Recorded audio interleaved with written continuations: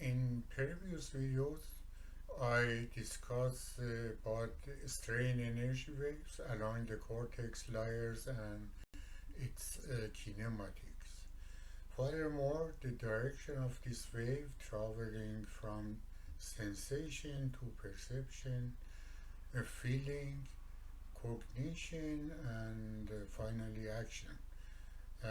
If physically map this direction, it will be from parietal to temporal, limbic, and prefrontal parts of the brain. This sequence will recycle for several times, run the courses for one unique brain activity, so that the disturbed strain balance state of the brain arrives again to a temporary balance to terminate that brain activity. Of course, there will be also a permanent strain balance to consolidate the memory of the activity as a long-term memory later in the sleep phase.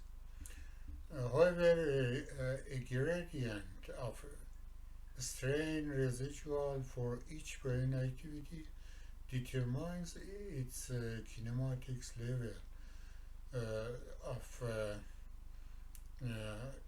the wave traveling.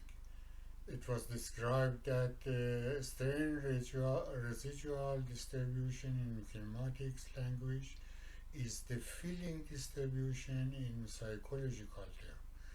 In simplest case, in normal waking and dreaming sleep, there is a climax in the feeling somewhere in dream narrative from beginning or start of the dream to its ending, and that climax point is the image center for the dream. However, there are several possible strain residual distribution that base complicated dream narratives. It also could be applied to thoughts in waking. That a similar pattern of the distribution could be traced in waking time as well. I have analyzed 21 samples of dream reports for their layout of feelings, then try to remember the recent day's important event in my life and remember what was happening sequences in those events and how the gradient of the feeling attached to that events. In this presentation, I'm going to find an explanation of the similarity of the feeling gradients in waking events and in dreams, if there is any connection between them. Of course, all these are based on the model of the kinematics of brain activities. I also have defined in my previous videos that emotion is the perception of overstraining of the brain tissue. Overstraining over the back of the brain provide a passive awareness of understanding of those overstraining, but in the frontal side of the brain, the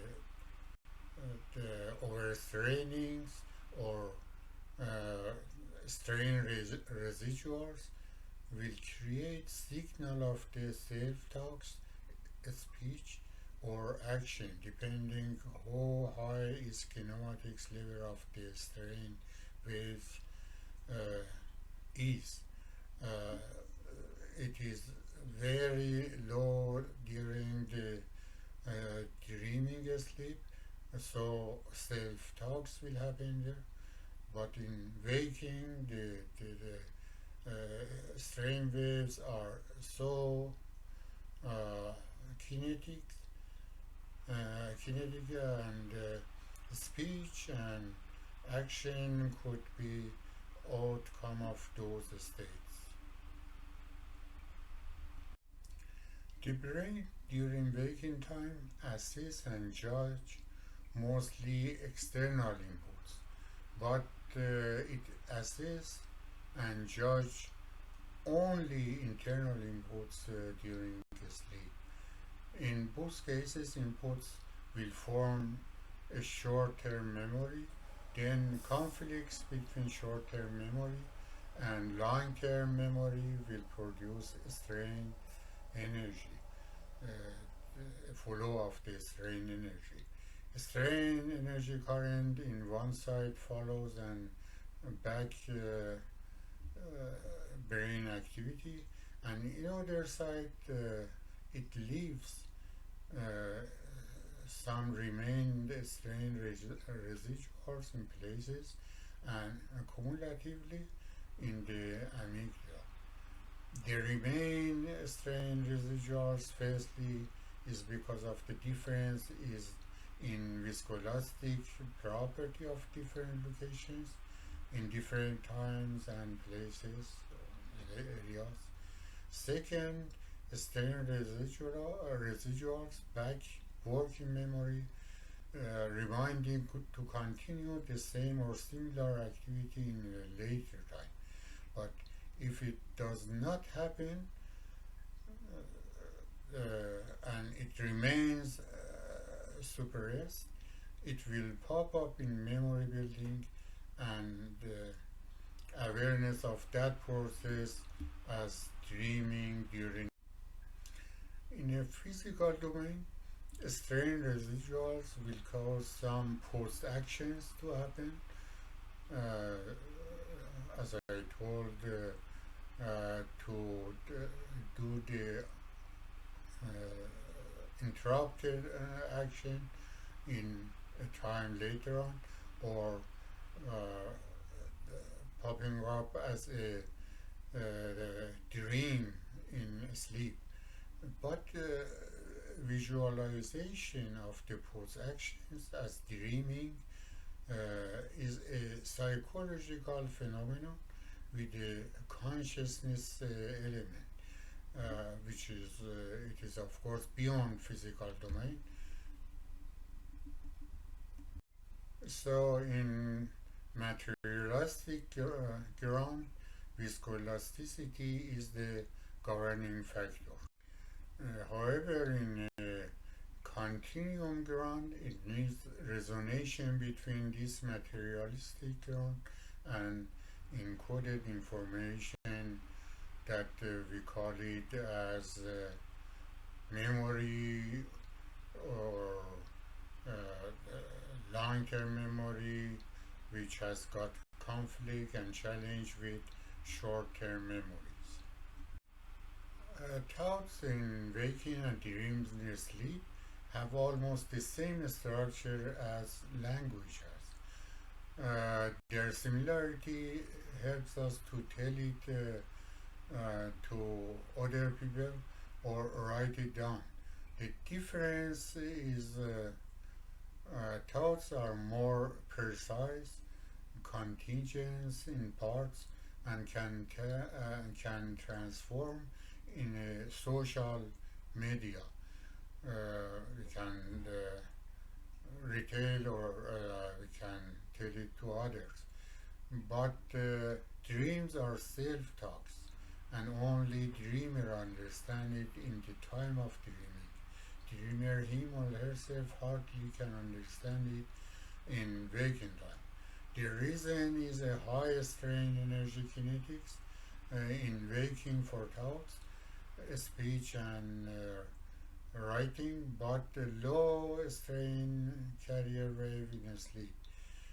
What these high and low strain waves describe, and how they say the difference between waking thoughts and sleep dreaming is the subject that base kinematic of the brain activity subject.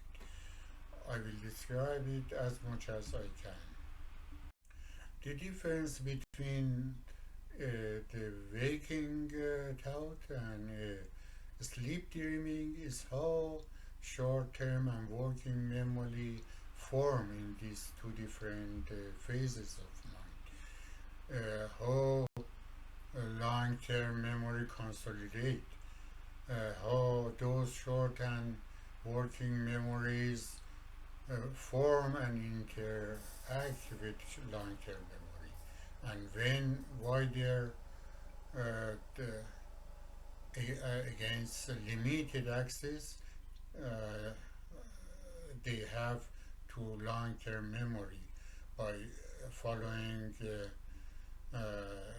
of strain energy over the more or less cortex areas, because in different the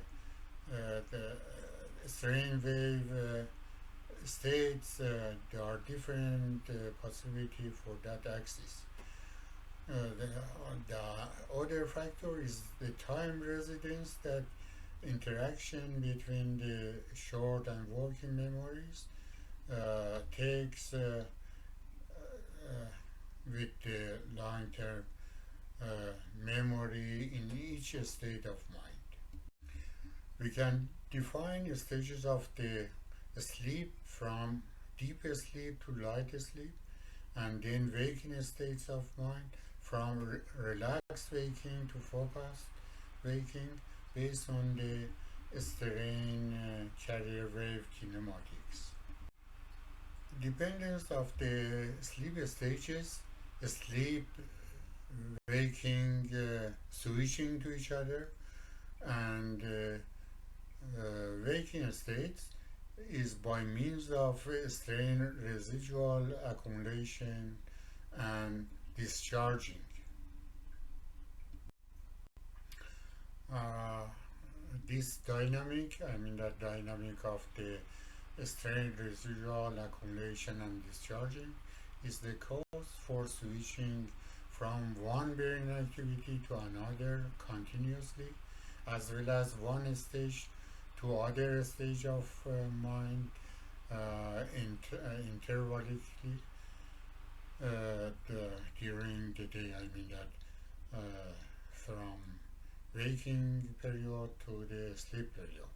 I can claim the big changes of thoughts and belief frames or lifestyle, or changes from adolescence to adulthood, and later to old ages, from mind and intelligence aspect, have the same basic reason. The lifetime of any brain activity, and it changes to another one, like having a piece of thought, or a dream narrative, or a folklore, or a joke, a story, can be traced by the gradient of the emotion in psychological term, and residual strain in physical term in it. This gradient in simplest way, in its simplest shape, starts from zero in the activity initiation, arriving to a climax, and declines to zero again in termination. However, most of the activities are much more complicated than a normal distribution, and they follow the different complex gradient. I have analyzed feeling gradient in samples of my own dreams and have compared the gradients with possible day-event gradient of feelings or intelligent flow in waking, and correlation between these two gradients fairly approves the theory. I guess finding relevant waking events to a specific dreams is not easy job, and the, therefore the comparison of the uh, gradients is not always accurate. Uh, we should remember that mostly a set of the waking events will condense in one dream, and as well as the related memory building will be carried on the same time. So it is more complicated than easy comparison of one waking event with one specific dream.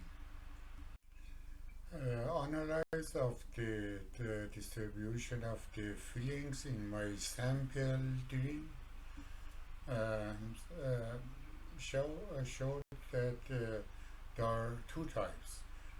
Those that they just indicate the challenge between the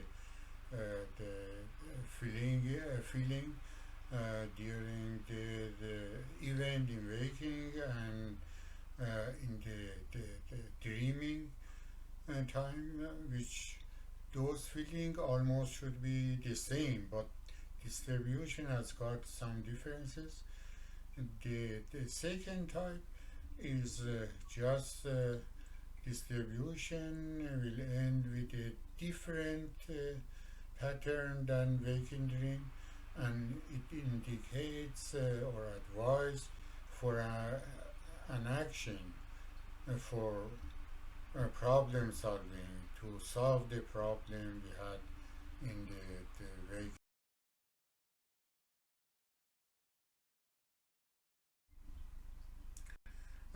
Thank you for watching this presentation, and do not forget to email your comments and questions to mos.dini@gmail.com.